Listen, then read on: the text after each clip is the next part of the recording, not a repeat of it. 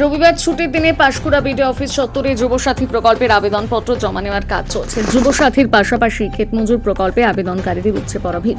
প্রতিদিনের মতো আজও সকাল 10টা থেকে ক্যাম্পে ভিড় জমাতে শুরু করে কর্মহীন যুবক যুবতীরা। এমন ছবি দেখা গেল পূর্ব মেদিনীপুরের পাঁশকুড়ায়। পাঁশকুড়া পঞ্চায়েত সমিতির সভাপতি পম্পা সাঁতরা রাউত জানান, 26 তারিখের মধ্যে ক্যাম্প শেষ করার কথা বলা হয়েছে।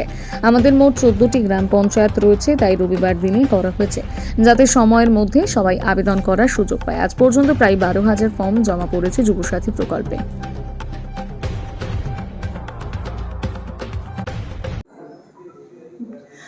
আজকে রবিবার, আজকেও দেখা যাচ্ছে পাঁশকুড়া বিডিও অফিসে বিভিন্ন ক্যাম্পে মানুষের ভিড় আবেদন জমা দেওয়ার।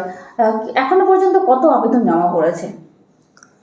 এখনো পর্যন্ত আবেদন পড়েছে 12,000।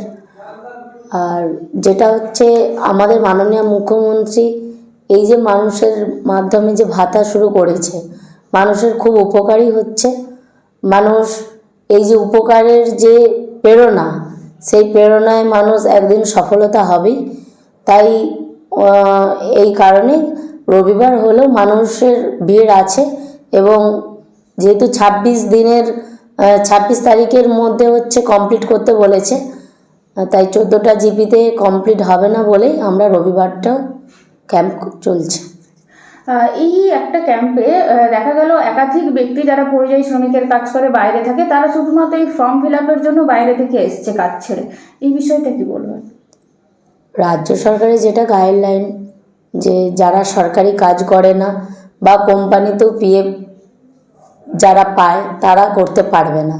যারা পরিযায়ী শ্রমিক, তারা মাধ্যমিক দিয়ে বাড়িতে বসেছিল, কালকে হয়তো বাইরে গিয়ে কাজ করছে, তারাও যদি সেরকম উপকৃত হয়, দুটো পরিবার বা 3টে পরিবার, তাহলে ওনারাও এসে করছেন।